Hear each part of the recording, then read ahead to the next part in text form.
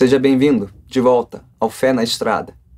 Hoje nós começaremos o nosso estudo sobre os 10 mandamentos. Trataremos aqui de cada um dos mandamentos em ordem, um a cada estudo. Mas antes de começarmos, temos que nos perguntar, afinal de contas, por que estudar a lei de Deus? Por que estudar estes 10 mandamentos? O professor Ronald Sider escreveu um livro no início deste século que tem provocado muita reflexão e debate no meio evangélico.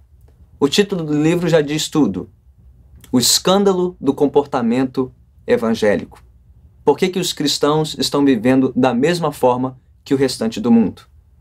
E item por item, o Dr. Sider nos mostra como os ditos cristãos evangélicos, isso na outra América, mas aplica-se também ao nosso país, os cristãos estão vivendo da mesma forma que os não cristãos. No que diz respeito a divórcio e recasamento, no que diz respeito ao uso das finanças, os padrões de entretenimento, o cuidado com o corpo, não existe grande diferença hoje entre o povo que frequenta a igreja e o que está fora da igreja. Mas a pergunta é, por que tamanho descaso com as leis claras do Senhor? Bem, é óbvio que hoje existe grande ignorância sobre as leis de Deus. Afinal de contas, quem não sabe que são 10 os mandamentos que resumem toda a lei? Mas você saberia dizer quais são esses 10 mandamentos? Não é só uma questão de ignorância, porém, é de desprezo pela lei. Pois um povo que despreza a lei de Deus, despreza o próprio Deus. Portanto, antes mesmo de começarmos os nossos estudos sobre cada um dos mandamentos do Senhor, nós precisamos voltar a refletir sobre quem é o Senhor. Quem é o Senhor Deus, quem nos deu estas leis e por que nós as temos até hoje. Vamos ouvir então o início dos 10 mandamentos, conforme se encontram no livro de Êxodo, capítulo 20, versículos 1 e 2. Diz a palavra: E Deus falou todas estas palavras: Eu sou o Senhor, o teu Deus, que te tirou do Egito, da terra da escravidão. A pergunta com a qual iniciamos esse estudo foi: por que estudar a lei de Deus e estes 10 mandamentos? Podemos responder da seguinte forma. Primeiro, a lei de Deus é como uma porta de entrada para um relacionamento com Deus. Note que antes mesmo de transmitir o primeiro dos 10 mandamentos, Deus se apresenta aqui ao seu povo. Ele se revelou neste momento a Moisés e a todo o povo que se encontrava ao pé do Monte Sinai, após tê-los tirado do Egito, da sua escravidão, tê-los conduzido pelo Mar Vermelho e no início da sua trajetória pelo deserto. E aqui ele lhes faz lembrar de quem ele era e o que ele havia feito. Ora, ele diz ser o Senhor, o Todo-Poderoso, o Criador de todas as coisas, aquele que formou o mundo, os céus e a terra, e que também envergonhou todos aqueles deuses do Egito nas 10 pragas. Ele é o Senhor que está acima de todos e de tudo, mas ele também se apresenta como o Senhor, o teu Deus. Aquele Senhor que fez uma aliança com o povo de Israel, desde o patriarca Abraão, com Isaac e Jacó também e todos os seus descendentes. Este é um Deus que é soberano, mas também que é próximo e íntimo deste povo a quem ele escolheu para ser o seu povo. Por fim, Deus conclui a sua apresentação de si mesmo dizendo que ele é o Senhor Deus que tirou aquele povo do Egito, da terra da sua escravidão. Ele é um Deus libertador e salvador, aquele que os tirou da sua escravidão para serem seu povo, sua nação escolhida e, portanto, viverem em obediência aos seus mandamentos. Veja só, nós não podemos distanciar ou divorciar os mandamentos do Senhor de quem Ele é, desta apresentação de quem Ele é. Ele é o Senhor nosso Deus, o libertador e redentor, mas também o rei e legislador sobre o seu povo. Ora, isso tem tudo a ver com o Deus a quem nós encontramos no Novo Testamento. Há uma ponte muito clara entre esta apresentação e o nosso Senhor Jesus Cristo, pois Ele também é Senhor. Ele é o Senhor, o nosso Deus, Deus em carne, Deus que veio para morrer em nosso lugar e ressuscitar dos mortos para nos dar nova vida, o que nos tirou de uma outra escravidão, a escravidão ao pecado, este mundo, para então vivermos em obediência as suas leis. Então, primeiro, a lei é uma porta de entrada para um relacionamento com Deus, este Deus, o Senhor Deus, o libertador e legislador, o rei e redentor do seu povo.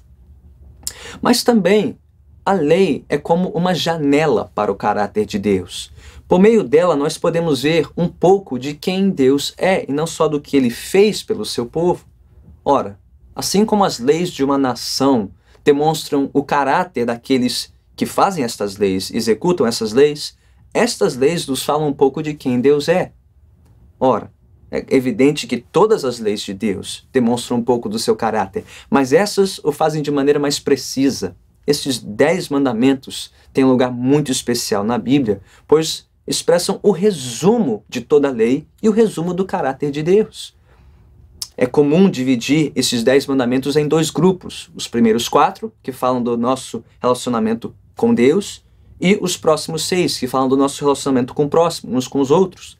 Mas em ambos, vemos como Deus quer que o seu povo reflita o seu caráter, que o seu povo seja santo como ele é santo. Então, por exemplo, quando Deus diz, logo no primeiro mandamento, não terás outros deuses além de mim, ele está se mostrando como o único e verdadeiro Deus.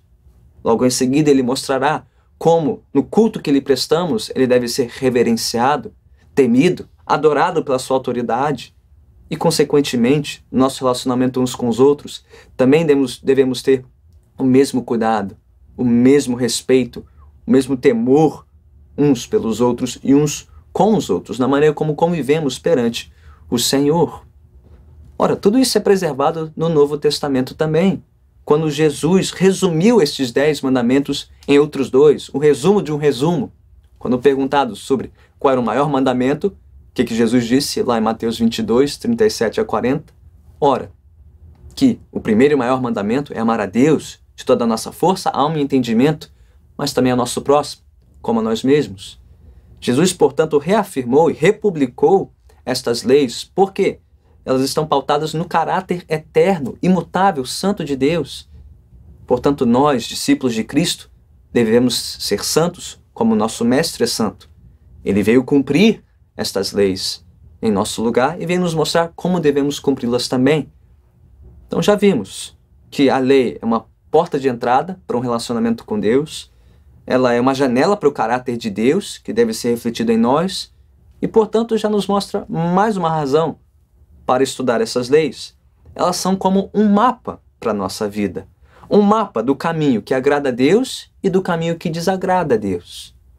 Mas não é comum ouvir que nós estamos debaixo da graça e não mais da lei?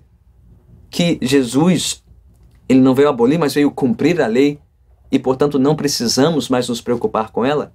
Não é mesmo desta forma, não é bem assim.